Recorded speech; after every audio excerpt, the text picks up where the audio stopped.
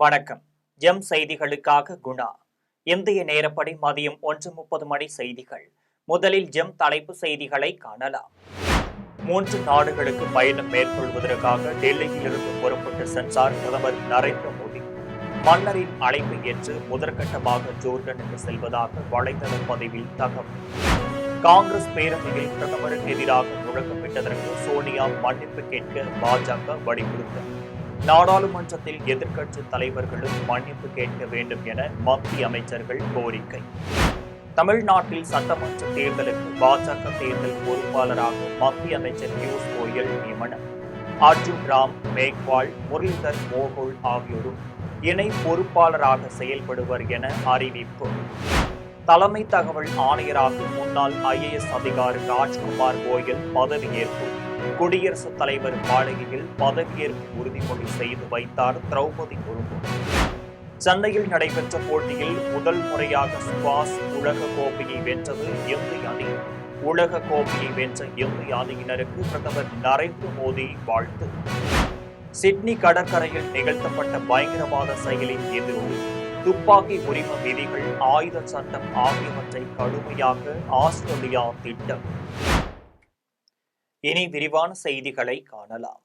Jordan, Ethiopia, Oman ஆகிய 3 நாடுகளுக்கு பயணம் மேற்கொள்ளும் பிரதமர் நரேந்திர மோடி இன்று டெல்லியிலிருந்து புறப்பட்டு சென்றுள்ளார். இதுகுறித்து பிரதமர் நரேந்திர மோடி தனது எக்ஸ்தல பக்கத்தில் வெளியிட்டுள்ள செய்தியில், அடுத்த 3 நாட்கள் தான் ஜோர்டான், எத்தியோப்பியா, ஓமன் ஆகிய நாடுகளில் பயணம் செய்ய உள்ளதாக குறிப்பிட்டுள்ளார். இந்த 3 மதிப்புமிக்க கூட்டாளிகளும் இந்தியாவுடன் நெடுங்கால ஒத்துழைப்பும் வலிமையான இருதரப்பு நட்புறவும் கொண்டவர்கள் என்று தெரிவித்துள்ளார். ஜோர்டான் மன்னர் 2ஆம் அப்துல்லாவின் அழைப்பை ஏற்றுதான் அங்கு பயணம் மேற்கொண்டுள்ளதாக குறிப்பிட்டுள்ளார். இரு நாடுகளும் தூதரக உறவை தொடங்கி 75 ஆண்டுகள் ஆனதை அடையாளமாக இந்த பயணம் அமைந்துள்ளதாக பிரதமர் தெரிவித்துள்ளார். ஜோர்டான் தலைநகர் அம்மானில் அந்நாட்டு பிரதமர் ஜாபர் ஹசனுடன் தான் பேச்சுவார்த்தை நடத்த உள்ளதாகவும் குறிப்பிட்டுள்ளார். அந்நாட்டு பட்டத்து இளவரசர் அல் உசைன் பின் அப்துல்லாவுடனும் பேச்சு நடத்த உள்ளதாக பிரதமர் நரேந்திர மோடி தெரிவித்துள்ளார். டெல்லியில் காங்கிரஸ் பேரணியில் பிரதமருக்கு எதிராக முழக்கமிட்டதற்கு சோனியா காந்தியும் எதிர்க்கட்சி தலைவர்களும் நாடாளுமன்றத்தில் மன்னிப்பு கேட்க வேண்டும் என்று மத்திய அமைச்சர்கள் JP நட்டாவும் கிரண் ரிஜிஜும் கோரியுள்ளனர். நேற்று டெல்லியில் நடைபெற்ற காங்கிரஸ் பேரணியில் பாஜக வாக்கு திருட்டில் ஈடுபடுவதாக கூறியும் பிரதமர் நரேந்திர மோடியை கண்டித்தும் முழக்கமிட்டனர். இன்று மாநிலங்களவையில் இதுகுறித்து பேசிய மத்திய அமைச்சர் JP நட்டா, பிரதமருக்கு எதிராக முழக்கமிட்டது காங்கிரசின் சிந்தனையையும் மனநிலையையும் காட்டுவதாக தெரிவித்தார். பிரதமருக்கு எதிரான இத்தகைய செயல் கண்டிக்கத்தக்கது என குறிப்பிட்டார். இந்த செயலுக்காக சோனியா காந்தி மன்னிப்பு கேட்க வேண்டும் என்றும் நட்டா வலியுறுத்தினார். பிரதமருக்கு எதிராக காங்கிரஸ் பேரணியில் முழக்கமிட்டது தொடர்பாக நாடாளுமன்ற விவகாரங்கள் அமைச்சர் கிரண் ரிஜிஜு செய்தியாளர்களிடம் பேசினார். அப்போது தேர்தல் சீர்திருத்தங்கள் உட்பட்ட அனைத்து விவகாரங்கள் தொடர்பாகவும் நாடாளுமன்றத்தில் விவாதிக்க அரசு தயாராக இருப்பதாக தெரிவித்தார். நாடாளுமன்றத்தில் விவாதிக்க முடியாமல் ஓடிவிட்டு வெளியே சென்று அவதூறு பேசுவது சரியாக இருக்காது என்றும் குறிப்பிட்டார். இத்தகைய செயலுக்காக காங்கிரஸ் தலைவரும் ராகுல் காந்தியும் நாடாளுமன்றத்தின் இரு அவைகளிலும் மன்னிப்பு கேட்க வேண்டும் என்றும் கிரண் ரிஜிஜு வலியுறுத்தினார். தமிழ்நாட்டில் வரும் சட்டமன்ற தேர்தலுக்கு பாஜக தேர்தல் பொறுப்பாளராக மத்திய அமைச்சர் பியூஷ் கோயலை அக்கட்சி தலைமை அறிவித்துள்ளது. தமிழ்நாட்டில் அடுத்த ஆண்டு ஏப்ரல் வாக்கில் சட்டமன்ற தேர்தல் நடைபெறவுள்ளது. இதை முன்னிட்டு அதிமுகவுடன் பாஜக கூட்டணி அமைத்துள்ளது. இந்த நிலையில் தமிழ்நாட்டில் சட்டமன்ற தேர்தலுக்கான பாஜக தேர்தல் பொறுப்பாளராக மத்திய வணிகம் தொழில்துறை அமைச்சரான பியூஷ் கோயலை அக்கட்சியின் தலைவர் JP நட்டா நியமித்துள்ளார். இதேபோல் மத்திய அமைச்சர்கள் அர்ஜுன் ராம் மேக்வால், முரளிதர் மோகோல் ஆகியோரை இணை பொறுப்பாளராகவும் நியமித்துள்ளார். இந்தியாவின் தலைமை தகவல் ஆணையராக முன்னாள் இந்திய ஆட்சிப்பணி அதிகாரி ராஜ்குமார் கோயல் பொறுப்பேற்றுக் கொண்டார். 1990ஆம் ஆண்டு இந்திய ஆட்சி பணிக்கு தேர்ந்தெடுக்கப்பட்டவர் ராஜ்குமார் கோயல். இவர் சட்டம் நீதித்துறை செயலாளராக இருந்து ஓய்வு பெற்றவர். உள்துறை அமைச்சகத்தில் எல்லை பகுதிகள் மேலாண்மை செயலாளராகவும் இருந்துள்ளார். பிரதமர், எதிர்க்கட்சி தலைவர் ஆகியோர் அடங்கிய குழு தலைமை தகவல் ஆணையராக ராஜ்குமார் கோயலை தேர்வு செய்ய பரிந்துரைத்தது. அதன்படி இன்று குடியரசுத் தலைவர் மாளிகையில் நடைபெற்ற நிகழ்ச்சியில் தலைமை தகவல் ஆணையராக ராஜ்குமார் கோயல் பொறுப்பேற்றுக் கொண்டார். அவருக்கு குடியரசுத் தலைவர் திரௌபதி முர்மு பதவியேற்பு உறுதிமொழி செய்து வைத்தார்.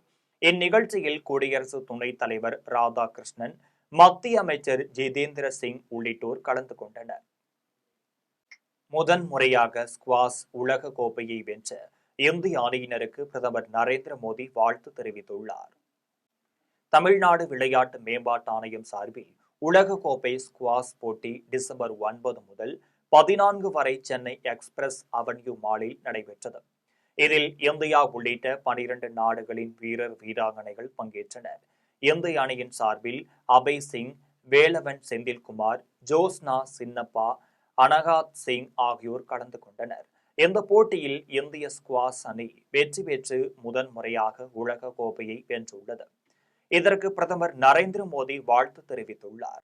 அவர் எக்ஸ் தளத்தில் விடுத்துள்ள பதிவில், முதன்முறையாக ஸ்குவாஷ் உலக கோப்பையை வென்று வரலாற்று படைத்துள்ள இந்திய அணியினருக்கும் வாழ்த்துக்கள் என்று குறிப்பிட்டுள்ளார். ஜோஸ்னா சின்னப்பா, அபய் சிங், வேலவன் செந்தில்குமார், அனக்கட் சிங் ஆகியோர் அர்ப்பணிப்பையும் திறமையையும் வெளிப்படுத்தி உள்ளதாக குறிப்பிட்டுள்ளார். அவர்களின் வெற்றியால் நாடே பெருமிதம் அடைவதாகவும், இதன் மூலம் இளைஞர்களுக்கு ஸ்குவாஷ் போட்டியின் மீது ஆர்வம் ஏற்படும் என்றும் பிரதமர் நரேந்திர மோடி குறிப்பிட்டுள்ளார். ஆஸ்திரேலியாவின் சிட்னியில் உள்ள போண்டி கடற்கரையில் தந்தையும் மகனும் சேர்ந்து 15 பேரை சுட்டுக் கொன்ற பயங்கரவாத செயலை அடுத்து ஆயுத சட்டத்தை கடுமையாக்க அந்நாடு திட்டமிட்டுள்ளது. ஆஸ்திரேலியாவின் சிட்னியில் உள்ள போண்டி கடற்கரையில் பாகிஸ்தானியரான சஜித் அக்ரம், அவர் மகன் நவீத் அக்ரம் ஆகியோர் நேற்று துப்பாக்கியால் சரமாரியாக சுட்டதில் காவல்துறையினர் 2 உட்பட 15 பேர் கொல்லப்பட்டனர். மேலும் 40 பேர் காயமடைந்தனர். காவல்துறையினர் திருப்பி சுட்டதில் பயங்கரவாதியான சஜித் அக்ரம் உயிரிழந்தார். படுகாயங்களுடன் நவீத் அக்ரம் பிடிபட்டார். இந்த பயங்கரவாதிகள் எப்படி துப்பாக்கிகளை வாங்கினர் என்பது பற்றி ஆஸ்திரேலிய காவல்துறை விசாரித்து வருகிறது. இதில் 2015ஆம் ஆண்டில் சஜித் அக்ரம் துப்பாக்கி உரிமம் பெற்றுள்ளதும், அவர் பதிவு பெற்ற 6 ஆயுதங்களை வைத்திருப்பதும் தெரிய வந்துள்ளது. இந்த நிலையில் துப்பாக்கி உரிமம் பெறும் விதிமுறைகளை கடுமையாக்கி ஆயுத சட்டத்தை திருத்துவதற்கு ஆஸ்திரேலிய அரசு திட்டமிட்டுள்ளது. உத்தரமேரூரில் தனியார் நிறுவனத்தின் சார்பில் 20 லட்சம் ரூபாய் மதிப்பீட்டில் அங்கன்வாடி மைய கட்டிடங்களை பயன்பாட்டிற்காக உத்தரமேரூர் சட்டமன்ற உறுப்பினர் சுந்தர் திறந்து வைத்தார். காஞ்சிபுரம் மாவட்டம் காக்கநல்லூரில் புதிதாக கட்டி முடிக்கப்பட்ட அங்கன்வாடி மைய கட்டிடம் மற்றும் வேடப்பாளையத்தில் பழைய அங்கன்வாடி மைய கட்டிடத்தின் புனரமைப்பு பணிகளின் திறப்பு விழா நடைபெற்றது. இதனை உத்தரமேரூர் சட்டமன்ற உறுப்பினர் சுந்தர் மக்கள் பயன்பாட்டிற்காக திறந்து வைத்து பகுதி மக்களுக்கு இனிப்புகள் வழங்கினார். இந்நிகழ்வில் தனியார் தொண்டு நிறுவன இயக்குநர் முத்து மருதாச்சலம் சிறப்பு விருந்தினராக பங்கேற்றனர். இதில் காஞ்சிபுரம் மாவட்ட குழந்தைகள் வளர்ச்சி திட்ட அலுவலர் அகிலா, உத்தரமேரூர் சிறப்பு நிலை பேரூராட்சி மன்ற தலைவர் சசிகுமார், திமுக ஒன்றிய செயலாளர் ஞானசேகரன் மற்றும் திட்ட அலுவலர்கள், தனியார் தொண்டு நிறுவன ஊழியர்கள் திரளாக கலந்து கொண்டனர். குடும்ப அரசியலை எதிர்த்து நாகரிக அரசியல் செய்கின்ற தலைவர் விஜயின் கரங்களை வலுப்படுத்தி வெற்றி வாகையை சூடுவோம் என்று பரப்புரை செயலாளர் நாஞ்சில் சம்பத் தெரிவித்துள்ளார்.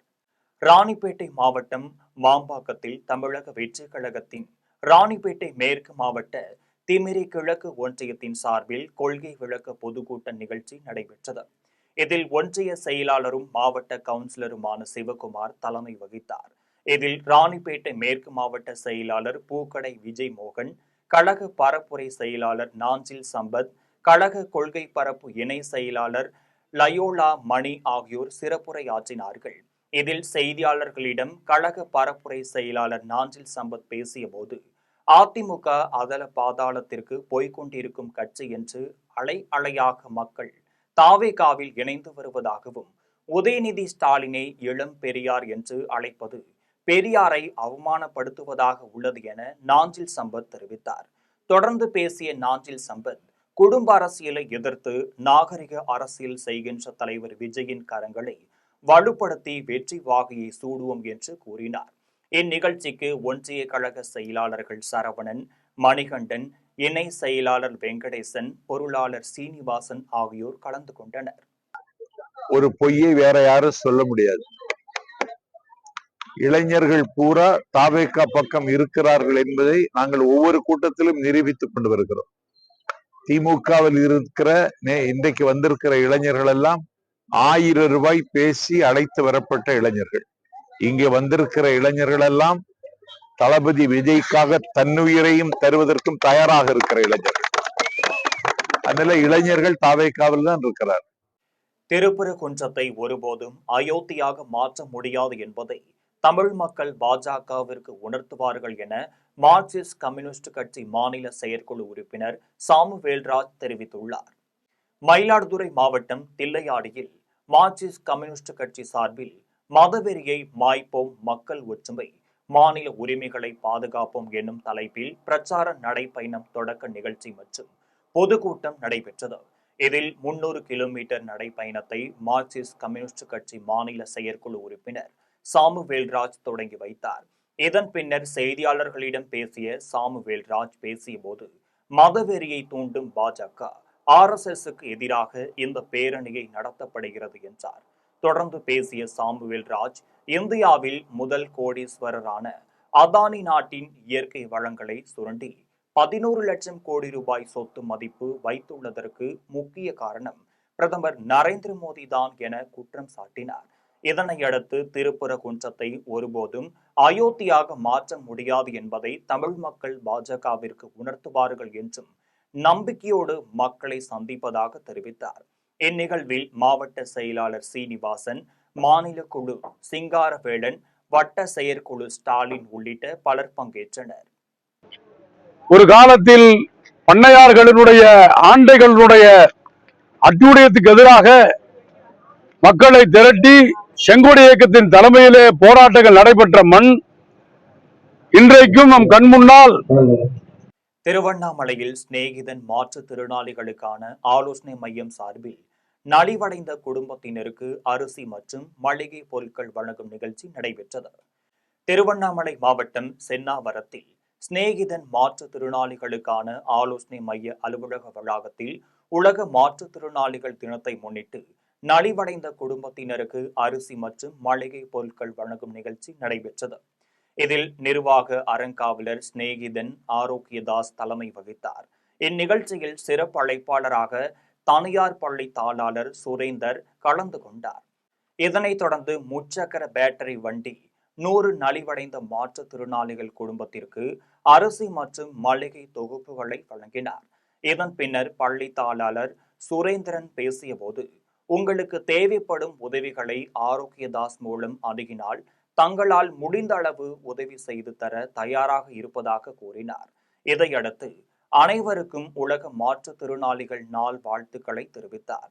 இந்நிகழ்வில் அறக்கட்டளை உறுப்பினர்கள் சரசு, ராதா, மருத்துவர் சந்திரமோகன், மருத்துவர் விக்னேஷ், மாற்றுத்திறனாளிகள் குடும்பத்தினர் மற்றும் பலர் கலந்து கொண்டனர்.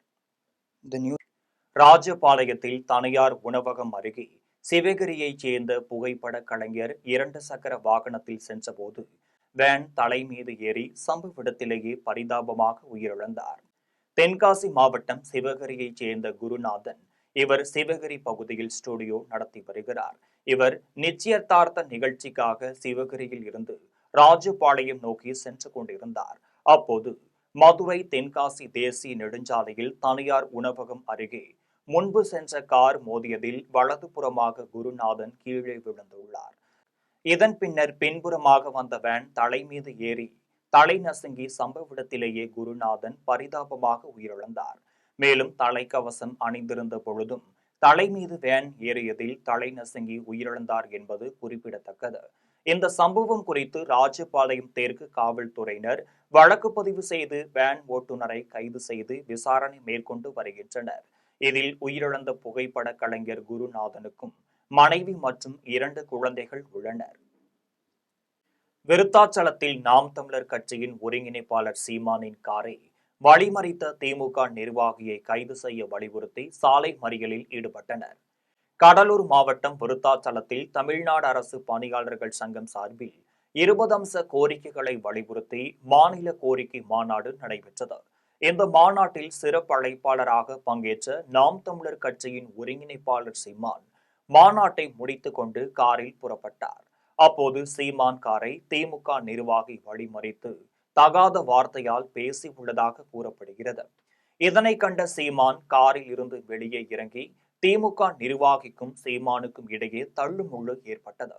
இந்த நிலையில் நாம் தமிழர் கட்சி நிர்வாகிகள் திமுக நிர்வாகியை தாக்கியதுடன் கைது செய்ய வேண்டும் என்று வலியுறுத்தி சாலை மறியல் போராட்டத்தில் ஈடுபட்டனர். இதனால் அப்பகுதியில் பெரும் பரபரப்பும் பதட்டமும் ஏற்பட்டது. இந்தியாவில் பொதுமக்களுக்கும் சட்டம் பற்றி விழிப்புணர்வு போதிய அளவில் ஏற்படுத்தவில்லை என அமெரிக்கா சிங்வா பல்கலைக்கழக பேராசிரியர் முனைவர் குபேந்திரன் தேவ் ஆச்சாரியா தெரிவித்துள்ளார். விழுப்புரம் மாவட்டம் திண்டிவனம் தனியார் சட்டக் கல்லூரியில் சட்டம், அறிவியல் மற்றும் தொழில்நுட்பம் குறித்த ஒருநாள் பன்னாட்டு பயிலரங்கம் நடைபெற்றது. இந்நிகழ்ச்சியில் மருத்துவர் ராமதாசு, கல்வி அறக்கட்டளையின் அறங்காவலர் குழு உறுப்பினர் சிவபிரகாசம் தலைமை வகித்தனர். இந்த நிகழ்ச்சியில் சிறப்பு விருந்தினராக அமெரிக்கா சிங்வா பல்கலைக்கழக பேராசிரியர் உபேந்திரா தேவ் ஆச்சாரியா பங்கேற்றார். அப்போது அவர் செய்தியாளர்களிடம் பேசியபோது, இந்தியாவில் பொதுமக்களுக்கும் சட்டம் பற்றி விழிப்புணர்வு போதிய அளவில் ஏற்படுத்தவில்லை என தெரிவித்தார். சட்டம் பற்றி புதிய விழிப்புணர்வு அமெரிக்காவில் கூட ஏற்படுத்தவில்லை என்றும், விழிப்புணர்வு ஏற்படுத்தினால் பல்வேறு குற்ற சம்பவங்கள் தடுத்திருக்கலாம் என்றும் குறிப்பிட்டார்.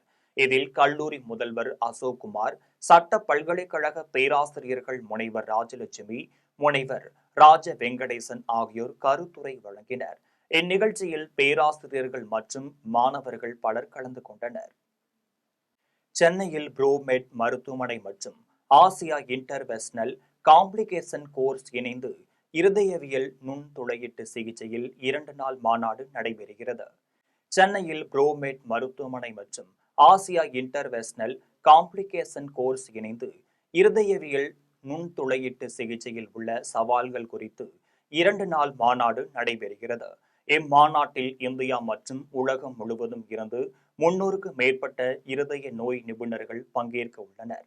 இந்த மாநாட்டை ஆசிய பசிபிக் நாள்பட்ட இருதய நோய் அமைப்பு கிளப்பின் இயக்குனர் மருத்துவர் அருண் கல்யாண சுந்தரம், ப்ரோமெட் மருத்துவமனையின் நிர்வாக இயக்குனர் மருத்துவர் ஸ்பூர்த்தி அருண் ஆகியோர் முன்னிலையில் தமிழக அரசின் முதன்மை சுகாதார செயலாளர் மருத்துவர் செந்தில்குமார் துவக்கி வைத்தார். இதன் பின்னர் முதன்மை சுகாதார செயலர் மருத்துவர் செந்தில்குமார் பேசியபோது, கடுமையான இருதய சிகிச்சைகளை நிர்வகிப்பதற்கு சிறப்பு மருத்துவர்களை தயார்படுத்துவதில் இதுபோன்ற மருத்துவ கல்வி மற்றும் கட்டமைக்கப்பட்ட பயிற்சி முறைகள் அவசியம் என்று கூறினார்.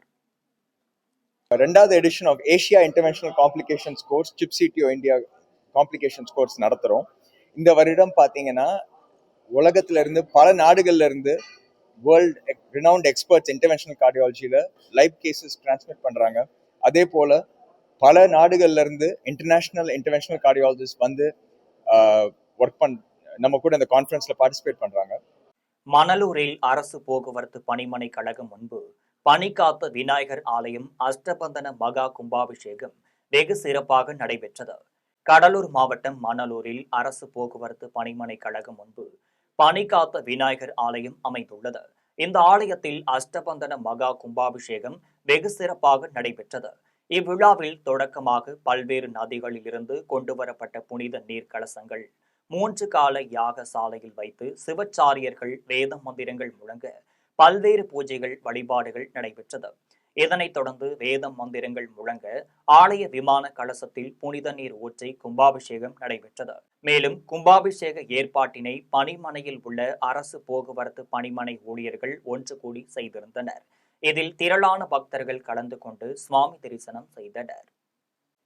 கன்னியாகுமரியில் அமைந்துள்ள தமிழ்நாடு ஐயப்ப அறக்கட்டளையின் 5ஆம் ஆண்டு துவக்க விழா வெகு சிறப்பாக நடைபெற்றது.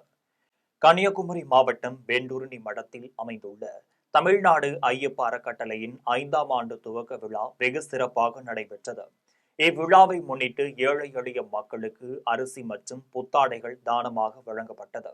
இந்நிகழ்ச்சியில் அறங்காவலர்கள் செல்வின் பால்ராஜ், சிங்கிராஜன், ஜெகன் மற்றும் சட்ட ஆலோசகர் சதீஷ் ஆகியோரின் தலைமை வகித்தனர். இதில் பாரதிய ஜனதா கட்சியின் வடக்கு மண்டல தலைவர் சுனில் குமார் கலந்து கொண்டு ஏழை எளிய மக்களுக்கு புத்தாடைகள், அரிசி உள்ளிட்ட பல்வேறு நலத்திட்ட உதவிகளை வழங்கினார்.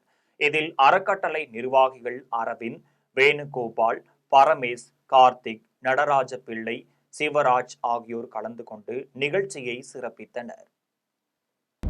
ஏழை எளிய மக்களுக்கு அரிசி மற்றும் ஆடை தானமும் ஆக்குறது, சமய வகுப்பு மக்களுக்கு தேர்வு வச்சு அவங்களே முதல் மார்க் எடுக்கக்கூடியவங்களுக்கு அவங்களுக்கு சர்டிஃபிகேட் கொடுத்து நீண்ட உதவிகளும் நாங்கள் பண்ணி வந்துட்டு இருக்கோம். தமிழக மக்களிடம் பிரிவினை அரசியல் ஒருபோதும் எடுபடாது என்பதால் வரும் தேர்தலில் திமுக கூட்டணி 200க்கும் மேற்பட்ட இடங்களை பிடிக்கும் என்று தமிழக சிறுபான்மையினர் ஆணைய உறுப்பினர் முகமது ரஃபி தெரிவித்துள்ளார். கோவை ரத்தனபுரியில் பல்சமய நல்லுறவு இயக்கம், எல்சி மருத்துவமனை ஆகியவற்றின் சார்பில் இலவச யங்டோஸ் கோபி பரிசோதனை முகாம் நடைபெற்றது. மருத்துவர் ராஜன் தலைமையில் நடைபெற்ற முகாமை தமிழக சிறுபான்மையினர் ஆணைய உறுப்பினர் முகமது ரஃபி, திமுக மாணவரணி செயலாளர் ராஜீவ்காந்தி ஆகியோர் தொடங்கி வைத்தனர். அதன் பின் செய்தியாளர்களிடம் பேசிய முகமது ரஃபி, தமிழகத்தில் பிரிவினையை தூண்டி அரசியல் செய்ய பாஜக நினைப்பதாக கூறினார். தமிழகத்தில் அமைதியை கெடுத்து அரசியல் செய்ய நினைக்கும் பாஜகவின் கனவு ஒருபோதும் பலிக்காது என தெரிவித்தார். தேசபக்தி என்பது என்னன்னா, நாட்டின் அனைத்து மக்களையும் அரவணைத்து செல்லக்கூடியதுதான் தேசபக்தி என்பது. அது இந்த இந்திய நாட்டில் தற்போது குறைந்து கொண்டிருக்கிறது. அது கவலை அளிக்கும் விதமாக இருக்கிறது. அதற்காக நாங்கள் தமிழகம் முழுவதும் இது நடத்தி கொண்டிருக்கோம். ராமநாதபுரம் அருகே வாணி என்னும் ஊரில் நடைபெற்ற திருமண விழாவிற்கு சென்றவர்களுக்கு மரக்கன்றுகளை வழங்கிய மணமக்களின் செயல் பொதுமக்களின் பாராட்டை பெற்றுள்ளது. ராமநாதபுரம் வாணியைச் சேர்ந்த மணமகன் சையது ராசிக் அலி, மணமகள் ஆமினா சிரின் ஆகியோருக்கு பொதுமக்கள் ஆரத்தி எடுத்து இனிப்புகள் வழங்கி வரவேற்றனர். தாரத்த பட்டைகள் ஆட்டம் பாட்டத்துடன் வாணி பள்ளிவாசலுக்கு அழைத்து வரப்பட்டு மணமகன் அங்கு ஜமார்தாரர்கள் முன்னிலையில் திருமணம் நடைபெற்றது. திருமணத்திற்கு வந்த அனைவரும் மரக்கன்றுகள் நட வேண்டும் என மணமகன் சையது ராசிக் அலி கோரிக்கை விடுத்து மரக்கன்றுகளையும் புத்தகங்களையும் வழங்கி நன்றி தெரிவித்தார்.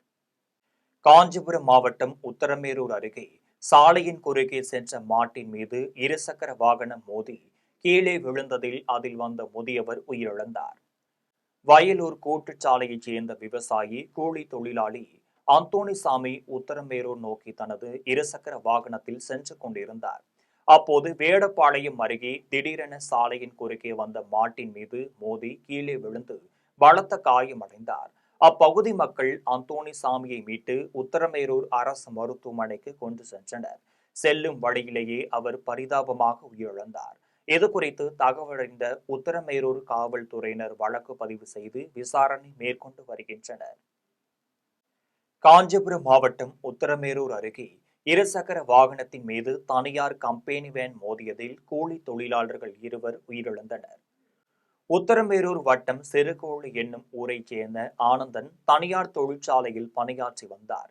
இவரும் அதே ஊரைச் சேர்ந்த கூலி தொழிலாளி பழனிவேலும் மொப்பட் வாகனத்தில் கட்டியாம்பந்தலூருக்கு சென்றனர். அங்கு மளிகை பொருட்கள் வாங்கிக் கொண்டு இருவரும் கட்டியாம்பந்தல் கூட்டுச்சாலையிலிருந்து ஊர் திரும்பிய போது உத்தரமேரூரில் இருந்து மறைமலை நகர் செல்லும் தனியார் கம்பெனி மகேந்திரா வேன் மொப்பட் மீது மோதியது. இந்த விபத்தில் இருசக்கர வாகனத்தை ஓட்டி வந்த ஆனந்தன் நிகழ்விடத்திலேயே உயிரிழந்தார். படுகாயமடைந்த பழனிவேல் செங்கல்பட்டு அரசு மருத்துவமனையில் சிகிச்சை பலனின்றி உயிரிழந்தார். இந்த விபத்து குறித்து காவல்துறையினர் வழக்கு பதிந்து விசாரித்து வருகின்றனர். மயிலாடுதுறையில் சமையல் எரிவாயு கசிந்து தீப்பிடித்ததில் 3 பேர் தீக்காயமடைந்துள்ளனர். மயிலாடுதுறை திரு எந்தல்லூர் பெருமாள் கோவில் தெருவைச் சேர்ந்த காய்கறி வியாபாரி முருகானந்தம். இவர் வீட்டின் சமையல் அறையில் சிலிண்டரில் இருந்து கேஸ் கசிந்துள்ளது. இதை அறியாமல் முருகானந்தனின் மகன் சந்தோஷ் மின்விளக்கு சுவிட்சை ஆன் செய்தபோது பயங்கர சத்தத்துடன் தீப்பிடித்ததில் முருகானந்தம், அவரது மனைவி சரஸ்வதி, மகள் சந்தியா ஆகியோருக்கு கை கால்களில் தீக்காயம் ஏற்பட்டது. அக்கம்பக்கத்தினர் அவர்களை மீட்டு சிகிச்சைக்காக மயிலாடுதுறை அரசு மருத்துவமனைக்கு அனுப்பி வைத்தனர். அங்கு அவர்களுக்கு தீவிர சிகிச்சை அளிக்கப்பட்டு வருகிறது. இந்த விபத்தில் வீட்டின் கதவுகள், ஜன்னல் கண்ணாடிகள் உடைந்து அதிக சத்தத்துடன் சிதறி தெரித்துள்ளனர். எதிர் வீட்டு கதவுகளும் உடைந்துள்ளனர். இந்த விபத்து குறித்து மயிலாடுதுறை காவல்துறையினர் விசாரித்து வருகின்றனர். கோவை மாவட்டம் வால்பாறையில் கிறிஸ்துமஸ் ஐக்கிய கீத ஆராதனை சிறப்பாக நடைபெற்றது.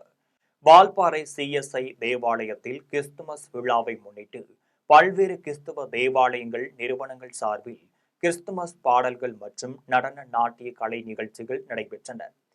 ஆனைமலை மறை மாவட்ட தலைவர் ஆயர் சார்லிபன் சாந்தகுமார் தலைமையில் நடைபெற்ற இந்நிகழ்ச்சியில் கத்தோலிக்க திருச்சபை திரு இருதய ஆலய பங்கு தந்தை ஜகன் ஆண்டனி, தூய லூகா தேவாலய பங்கு தந்தை ஜோசப் ஆகியோர் முன்னிலை வகித்தனர்.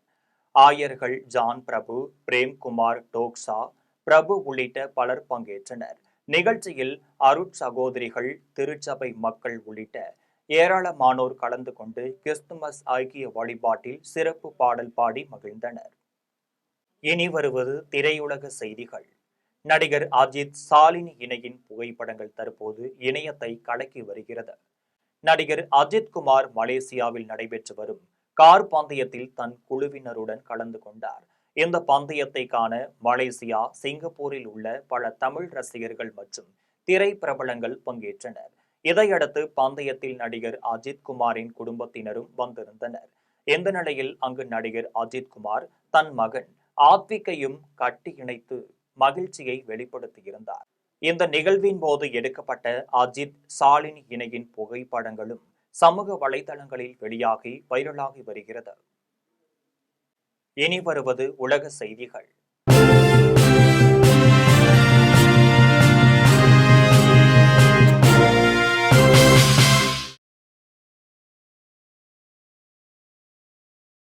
ஆஸ்திரேலியா பயங்கரவாத தாக்குதலின் உயிரிழப்பின் எண்ணிக்கை 16ஆக உயர்ந்துள்ளது.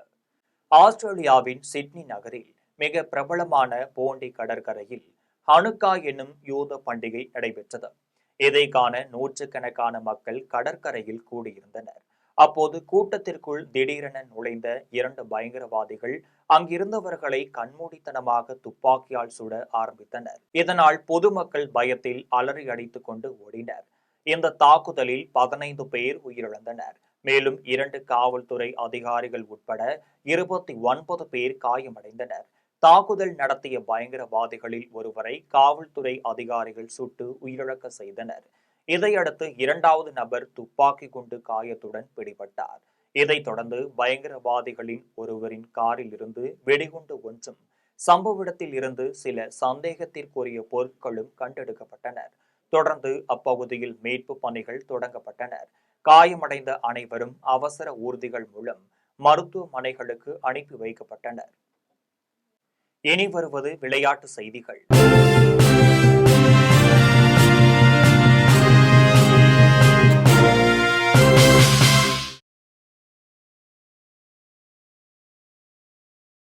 துபாயில் நடைபெற்ற 19 வயதுக்குட்பட்டோருக்கான 12வது ஜூனியர் ஆசிய கோப்பை கிரிக்கெட் தொடரில் பாகிஸ்தானை வீழ்த்தி இந்தியா அபார வெற்றி பெற்றது. 19 வயதுக்குட்பட்டோருக்கான 12வது ஜூனியர் ஆசிய கோப்பை கிரிக்கெட் தொடர் துபாயில் நடைபெற்று வருகிறது. இதில் நடந்த 5வது லீக் ஆட்டத்தில் இந்தியா, பாகிஸ்தான் அணிகள் மோதினர். இதில் டாஸ் வென்ற பாகிஸ்தான் அணி முதலில் பந்து வீச்சை தேர்வு செய்தது. இதைத் தொடர்ந்து ஆட்டத்தின் போது மழை குறுக்கிட்டதால் ஆட்டம் 49 ஓவர்களாக குறைக்கப்பட்டது. இதையடுத்து களம் இறங்கிய இந்திய அணி 46 ஓவர்களில் அனைத்து விக்கெட்டுகளையும் இழந்து 240 ரன்கள் சேர்த்தது. இந்திய அணியின் தரப்பில் அரோன் ஜார்ஜ் அதிகபட்சமாக 85 ரன்கள் குவித்தார். இதனைத் தொடர்ந்து களம் இறங்கிய பாகிஸ்தான் அணி 41 ஓவரில் அனைத்து விக்கெட்டுகளையும் இழந்து 150 ரன்கள் மட்டுமே எடுத்து தோல்வியடைந்தது. பாகிஸ்தான் தரப்பில் அந்த அணியின் ஹபீஜா அர்சான் அதிகபட்சமாக 70 ரன்கள் சேர்த்தார். இதன் மூலம் பாகிஸ்தானை 90 ரன்கள் வித்தியாசத்தில் வீழ்த்தி இந்தியா அபார வெற்றி பெற்றது. இதில் சிறப்பாக பந்து வீசிய இந்தியா வீரர்கள் தீபேஷ் தேவேந்திரன், கனிஷ்க் சௌஹான் தலா 3 விக்கெட்டுகளை வீழ்த்தினார். இனி வருவது தங்கம், வெள்ளி மற்றும் பங்குச்சந்தை விலை நிலவரம்.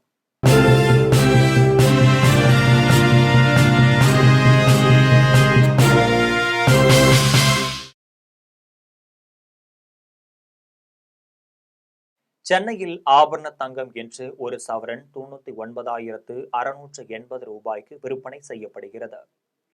சென்னையில் இன்று ஆபரண தங்கத்தின் விலை கிராமிற்கு 90 ரூபாய் அதிகரித்து 12,460 ரூபாய்க்கு விற்பனை செய்யப்படுகிறது. மேலும் ஒரு சவரன் 720 ரூபாய் அதிகரித்து 99,680 ரூபாய்க்கு விற்பனை செய்யப்படுகிறது. 24 கேரட் தூய தங்கம் ஒரு சவரன் 1,08,744 ரூபாய்க்கு விற்பனை செய்யப்படுகிறது. மேலும் 1 கிராம் வெள்ளி 213 ரூபாய்க்கும் 1 கிலோ வெள்ளி 2,13,000 ரூபாய்க்கும் விற்பனை செய்யப்படுகிறது. இந்திய பங்குச் சந்தைகளில் வணிகம் இன்று சரிவுடன் காணப்படுகிறது. மும்பை பங்குச்சந்தை பங்கு விலை குறியீட்டு எண் சென்செக்ஸ் 167 புள்ளிகள் குறைந்து 85,100 புள்ளிகளில் வணிகமாகிறது. தேசிய பங்குச்சந்தை பங்கு விலை குறியீட்டு எண் நிப்டி 58 புள்ளிகள் குறைந்து 25,989 புள்ளிகளில் வணிகமாகிறது. மீண்டும் ஜெம் தலைப்பு செய்திகள். 3 நாடுகளுக்கு பயணம் மேற்கொள்வதற்காக டெல்லியிலிருந்து புறப்பட்டு சென்றார் பிரதமர் நரேந்திர மோடி. மன்னரின் அழைப்பை ஏற்று முதற்கட்டமாக ஜோர்டனுக்கு செல்வதாக வலைதள பதிவில் தகவல். காங்கிரஸ் பேரவையில் பிரதமருக்கு எதிராக முழக்கமிட்டதற்கு சோனியா மன்னிப்பு கேட்க பாஜக வலியுறுத்தல்.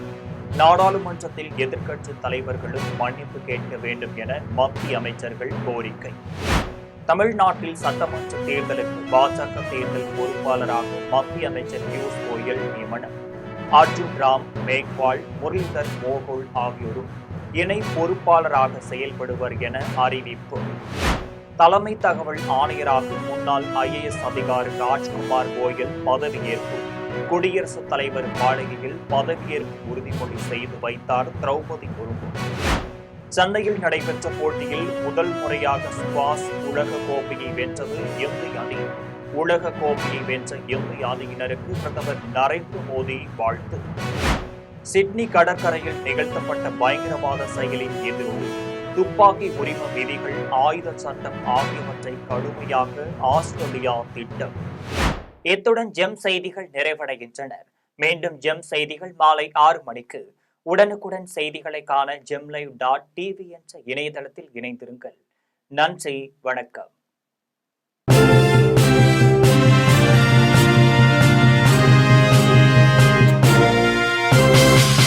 உடனுக்குடன் அப்டேட் தெரிந்து கொள்ள ஜெம் டிவி தமிழ் ஆப்பை இன்ஸ்டால் செய்யவும்.